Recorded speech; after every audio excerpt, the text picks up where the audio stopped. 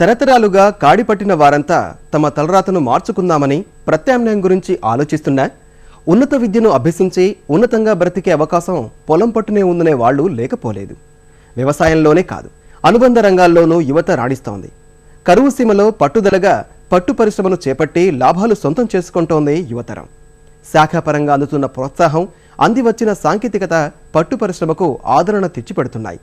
అనంత జిల్లాలో పట్టు పరిశ్రమే కొన్ని గ్రామాలకు జీవనాధారంగా నిలుస్తోంది.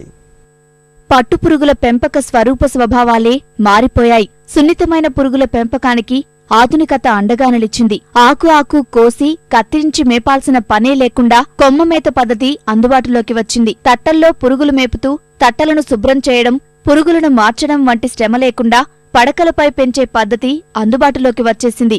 గూళ్ల అలటానికి కూడా చంద్రికలకు బదులుగా నేత్రికలు వచ్చాయి.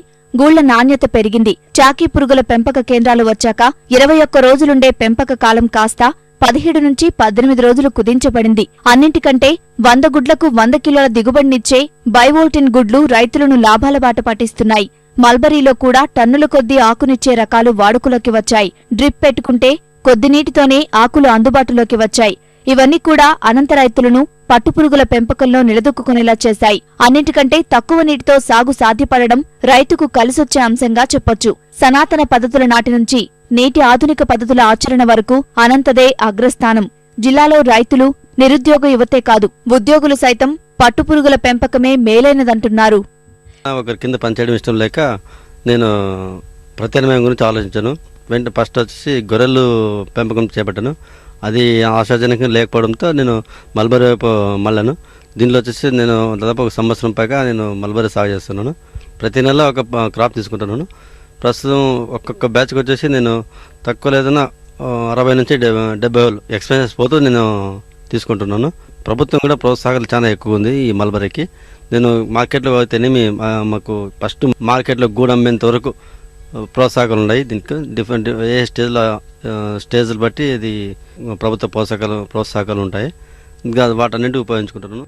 మల్బరీ సాగులో ప్రభుత్వం అందిస్తున్న రాయితీలు, గూళ్లకు దక్కుతున్న ధర రైతులను పట్టు పరిశ్రమ వైపు మళ్లిస్తున్నాయి. ముందుకాడికి ఇప్పుడు రైతులను బాగా షెడ్ లోన్ ఇస్తున్నారు. మొక్కలకు 1 రూపీ బిల్లు ఇస్తున్నారు. డ్రిప్ సౌకర్యం కల్పిస్తున్నారు. గతంతో పోల్చుకుంటే ఇప్పుడు మనుషులు తక్కువగా మేపుకోవచ్చు. మిగతా పంటలు వేరుశెనగ ఇలాంటి ఏ పంటలతో పోల్చుకున్నా ఇది చాలా దానికాడికి మేలుగా రైతుకు లాభిస్తుంది. గతంలో అంటే మామూలుగా తట్లల్లో మేపేవారు. ఇప్పుడు షూట్ పద్ధతి వచ్చినది. లేబర్స్ అంతా అవసరం లేదు. 300 గుడ్లు మేపితే ఒక 10,000 రూపాయల దాకా 15,000 రూపాయల దాకా పెట్టుబడి వస్తుంది. నీకు 250 రూపాయలు వినా ఒక 40,000 రూపాయలు వస్తుంది 300 గుడ్లు మేపితే. పట్టుపురుగుల పెంపకానికి ముందుకొచ్చే రైతులందరికీ రాయితీలు అందజేస్తామంటున్నారు అధికారులు. ఈ మల్బరీ వేరే పంటలతో పోల్చుకున్నప్పుడు వేరే పంటలు సంవత్సరానికి 2 పంటలు మాత్రమే వస్తాయి. మల్బరీ అనేది సుమారు అంటే దగ్గర 4 పంటలు అంటే 5 పంటల దాకా తీసుకోవచ్చు.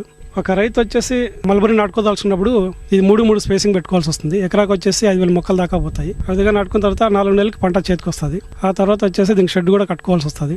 షెడ్ డిపార్ట్మెంట్ ద్వారా వచ్చేసి 20-50 కొలతల షెడ్ కట్టుకోవాలా. దానికి వచ్చేసి 1 లక్ష రూపాయల దాకా సబ్సిడీ పడుతుంది. ఇది 3 దఫాలుగా ఇవ్వడం జరుగుతుంది. వ్యవసాయం చేసుకోవడానికి వచ్చేసి ఇది డ్రిప్ కూడా కల్పించడం జరుగుతుంది. డిపార్ట్మెంట్ ద్వారా 50% సబ్సిడీతో ఇవ్వడం జరుగుతుంది. ఆ 50%లో కూడా 25% ఆడిట్ వాళ్ళు సపోర్ట్ చేస్తున్నారు. 25% రైతు కట్టుకోవాల్సి వస్తుంది. అది కూడా ఆడిట్ వాళ్ళు ఇచ్చింది వచ్చేసి 10 monthsలో వచ్చేసి వాళ్ళు 3 కంతలు 4 కంతలు కట్టేసుకోవచ్చు. ఆ విధంగా ఉంటుంది. ఇతర వాణిజ్య పంటలతో పోలిస్తే మల్బరీ సాగు రైతులకు ఊరటనిస్తోందని ఆనందం వ్యక్తం చేస్తున్నారు.